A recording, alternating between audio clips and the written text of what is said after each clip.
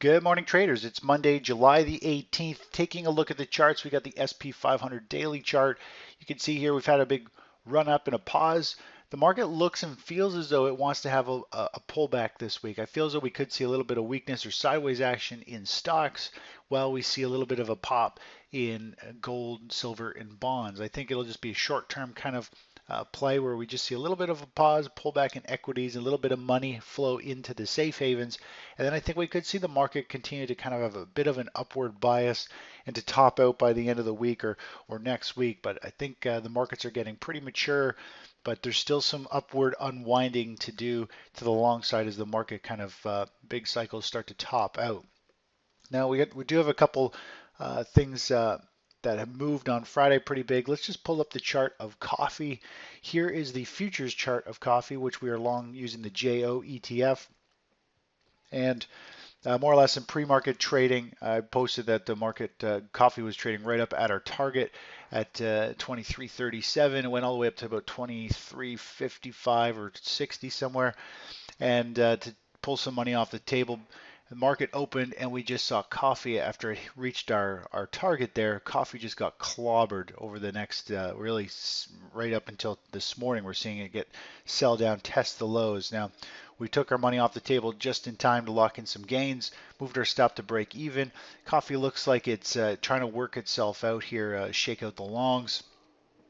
And we're still bullish and we're still long to the upside. Now, if we go to the daily chart, you can get a feel for where we're at. We're trading up near these previous significant pivot highs, so we're getting this volatility where you see big up days, down days. The market's trying to stabilize and eat through here, just like over here, where the market tests the first real critical kind of resistance zone, and also this high, where the market goes up, gets slammed, kind of chops around till it can eat through that resistance, and then it starts to break to the. So overall, we're just letting coffee here going to consolidate, probably with increased volatility, which we've seen, some big chop ups and downs in the market.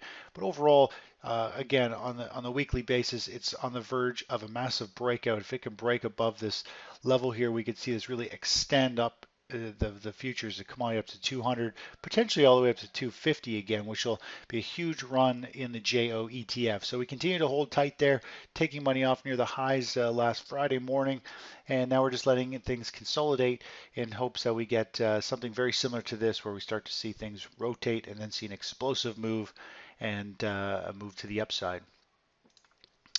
Taking a look at, let's just jump right over to the cycles real quick here for the SP 500. This is the SP 500, just updated them this morning. You can see here overall a little bit of weakness in the markets. Little blue cycle here is showing potential little pop today, tomorrow, but overall we got a little bit of a drawdown here, a little bit of a pause or consolidation. And then we could see the market kind of continue to grind its way higher over the next week or so, and at which point I think we'll be topping out in a fairly significant way. Now, this here is the weekly chart of the SP 500. You can see the kind of the weekly cycles. It shows that this week we've got potentially the market topping out with two significant cycles, and then we could see a multi-week pullback. The question is, how far will stocks fall with this pullback? Are they just going to pull back a little bit, or is it going to be something more significant like we saw over here, where we see the market really go down and unwind and come all the way down to this level?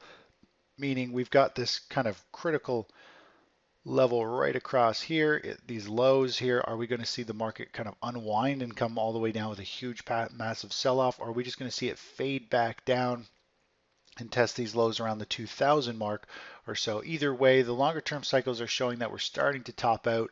Again, these aren't totally precise. These are going to be off, give or take a week or so. But we are getting to the point here where we're going to have the natural bias is going to be to the downside, and the market just may try to squeeze up a little bit higher over the next week or so as the market kind of runs the stops out, the shorts out, tries to get everyone really bullish before it has some type of big reversal candle to the downside and starts to work its way lower going forward. Taking a look at oil here. I'm just going to zoom in a bit more. Oil, you can see here we're kind of floundering along the support level right through this consolidation area. Cycles look like they want to go to the downside, so it might be a good short play taking an inverse ETF with a very tight stop above a pivot high here or over here. And if we don't get a drop very quickly, it'll be a quick little stop out with a small loss. But there looks like there's some pretty good potential downside down to around the $40 per barrel level.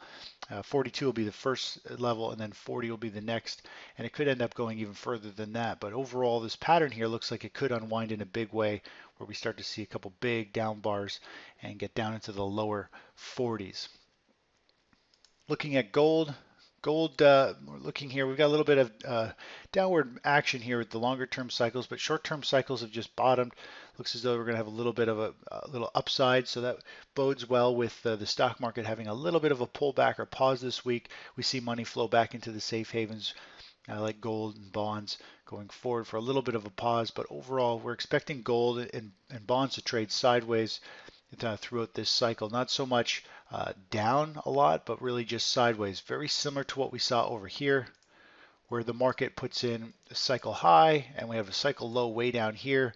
What gold did was really just kind of have a little three-wave correction, traded sideways. Even through this major cycle, this high all the way down to this low, gold really just traded sideways in this range and still actually made higher highs. So because we're in a bull market, even though the cycle is down, I think we could see gold hold up fairly well here and continue to kind of trade sideways through this range as the market kind of consolidates and builds itself for another run to the upside. Looking at bonds, TLT, same type of thing. We're showing a little bit of a pop here. It looks like we could see maybe a good move back up, test these recent highs with TLT. We got short-term cycle bottoming, intermediate cycles bottoming. Shows that we have got a couple weeks of potential upside. So I think we could see money start to rotate into bonds again. You can see here, nice correction after it's kind of broke out of this pattern. Nice quick bull flag, took off to the upside. We've got another bull flag. Obviously we had cycles bottoming right here, cycles bottoming right over here. Very similar price action. We might see money just pile back into bonds as a safe haven play. And looking long term on that weekly SP 500 chart, it goes to show that we could be in a major topping level starting this week, next week. And so we might see this big money start to rotate into bonds as a safe haven play, anticipating that move. Anyways, that's it for this morning. Talk to you in a little bit. Bye-bye.